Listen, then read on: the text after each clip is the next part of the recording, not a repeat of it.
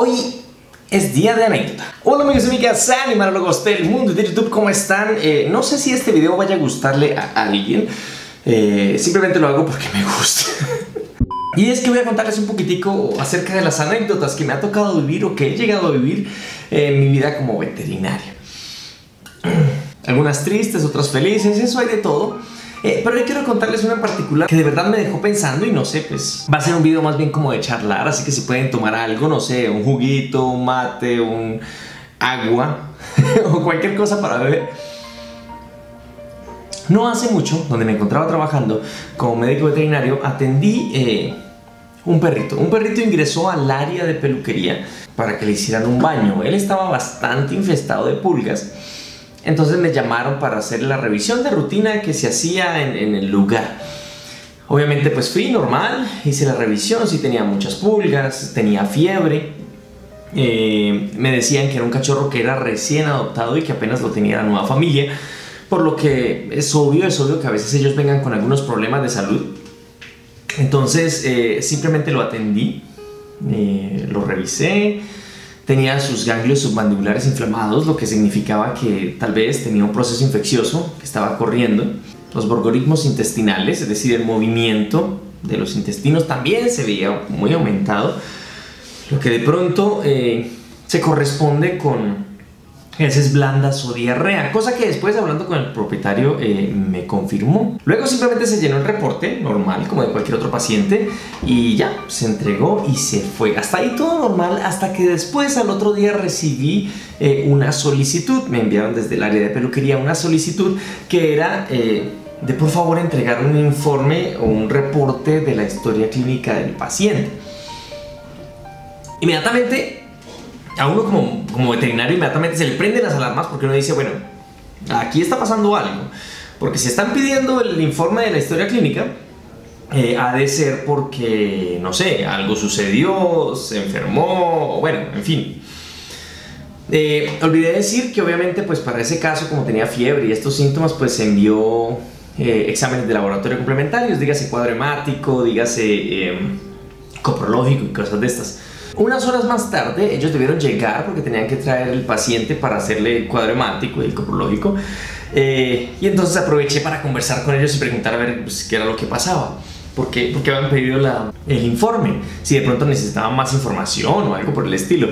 Y resulta que este paciente era un paciente adoptado, pero no era un paciente adoptado de cualquier parte, sino era adoptado de una fundación, de estas normales que existen, que ayudan a perritos de la calle. Y resulta que ellos habían tenido un altercado con la persona de esa fundación que les había dado el perrito.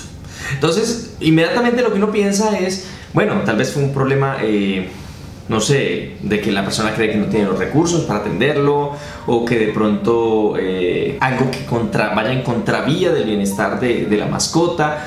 Pero resultó que no, resultó que esa persona, la cual dio una adopción al perro, las personas, la familia que lo acogió, que hasta donde se veía parecía una familia normal y que estaban dispuestos a aportar de sí para todo lo que necesitara el perrito para su recuperación, es decir, para que estuviera bien, ellos le dijeron eso a la señora, le dijeron que el perrito estaba enfermo, que tenía muchas pulgas, que estaba decaído y cosas por el estilo. Y entonces la otra señora, en su respuesta, la de la fundación, su respuesta fue decir, entonces tienen que devolverme el perro. Si el perro está tan enfermo, tienen que devolvérmelo.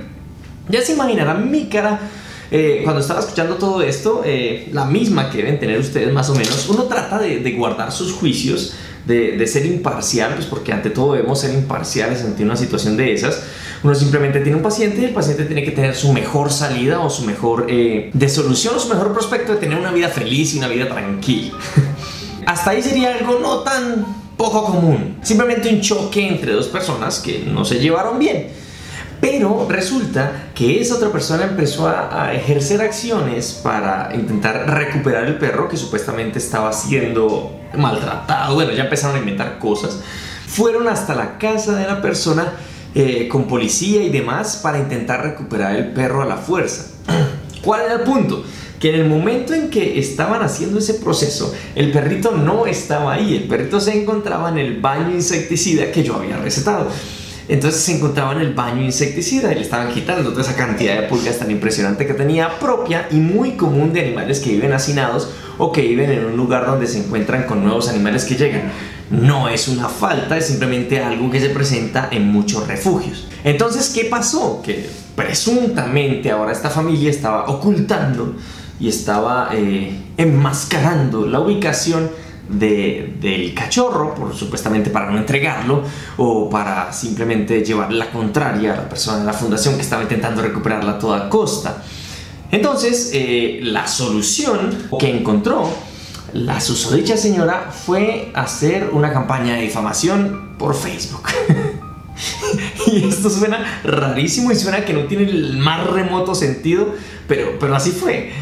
Cuando entregué los resultados del cuadro hemático, pues simplemente como por curiosidad para saber qué había pasado, y al entregarle los resultados del cuadro hemático y los exámenes que se habían hecho, las prescripciones de medicamentos y demás, empecé a quedar cada vez más patidifuso cuando me mostraban o me decían habían empezado entonces una campaña de difamación contra esta familia y habían tomado a la madre de esta familia y habían puesto su foto en Facebook, la habían difamado diciendo que se está robando perros, de que es una persona que roba perros, etcétera, etcétera, etcétera, etcétera, con nombre propio y foto, aparentemente como si esa fuese la manera de operar, ¿sí? Como una especie de presión social rara. Yo no me metía, yo simplemente estaba alejadito desde mi escritorio esperando a ver cómo terminaba todo, pero entonces debido a eso tuvo que presentarse un litigio y obviamente la familia, al tal difamación, pues tuvo que entrar con abogados y empezar a hacer un proceso de demandas. A día de hoy, aún ese asunto no se ha resuelto. Es decir, la señora de la fundación sigue empeñada a que el perro tienen que devolvérselo porque si estaba tan mal, entonces tienen que devolvérselo, que no le podía hacer ningún tratamiento veterinario, no le podía dar absolutamente nada, sino que tenía que devolverlo. No sé por qué, la verdad me pasa por la cabeza, pero tampoco intento juzgar. Y la parte de la familia, pues con un litigio legal a favor de esa difamación pública injustificada y que obviamente daña la imagen de una familia común y silvestre. Eso definitivamente se va a ir para largo, pues si aún siguen en ese litigio, eso se va a ir un poco hacia largo.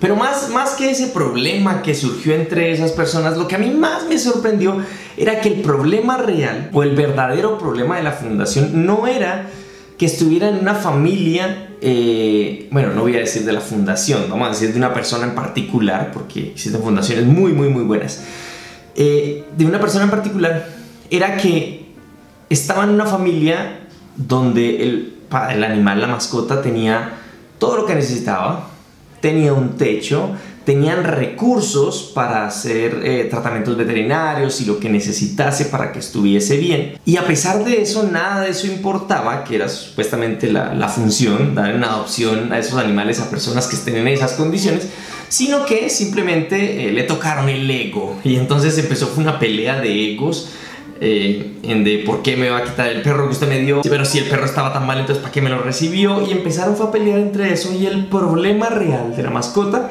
empezó a pasar a segundo plano.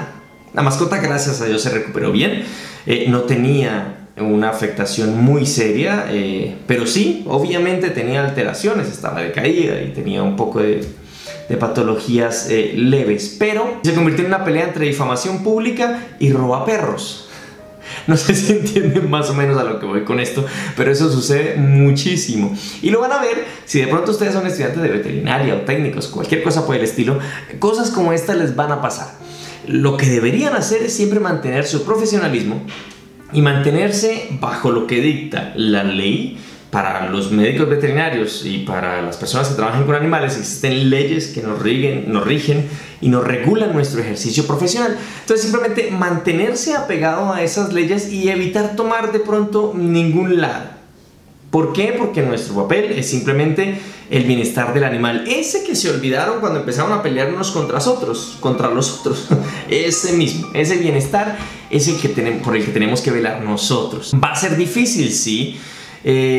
Intuitivamente, dependiendo de sus propias características personales, usted va a querer tirar o apoyar de pronto un lado al otro también, pero puede hacerlo en su casa y sentado en su casa. Con lo que tiene que ver con con lo profesional, debería tomar más bien como un punto medio o un punto basado en los hechos.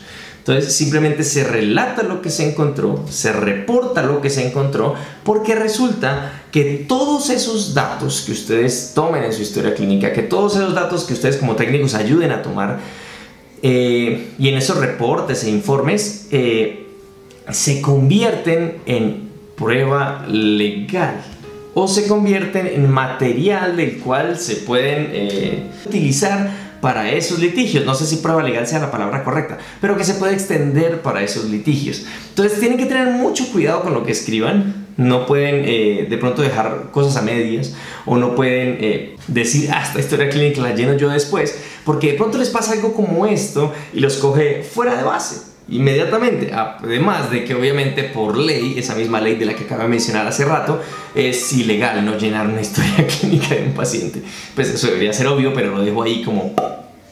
Así que estos conflictos nos sirven para aprender y de pronto para estar preparados ante cualquier eventualidad de ese tipo. No sé si de pronto a ustedes les haya pasado algo por el estilo, si hayan tenido que ser testigos de alguna campaña de estas de difamación por Facebook o por cualquier otra red social, que sé que son... No sé qué opinas acerca del caso, déjamelo aquí abajo en comentarios, me gustaría saber qué opinas, de qué lado te pondrías, quién crees que tiene la razón. La verdad yo no lo sé.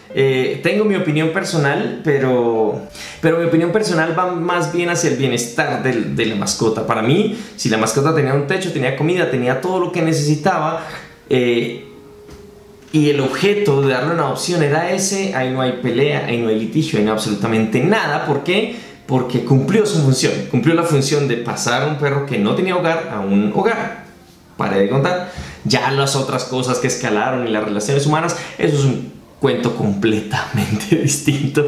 Así que no sé si has visto este video hasta el final, no sé si les haya gustado este formatico aquí un poquito más informal. Si es así, déjamelo saber también. Si quieres de pronto saber más historias, más anécdotas, y que de pronto puedan aprender un poquitico más de las experiencias que nos ha tocado pasar a lo largo del camino, y también aprender un poco de las experiencias a las que a ustedes les ha tocado que vivir y aprender. Amigos, recuerden, como siempre les digo, sean felices, traten de ser felices de los demás, no difamen a nadie en Facebook, y cuídense mucho, lávense las manos y nos vemos pronto.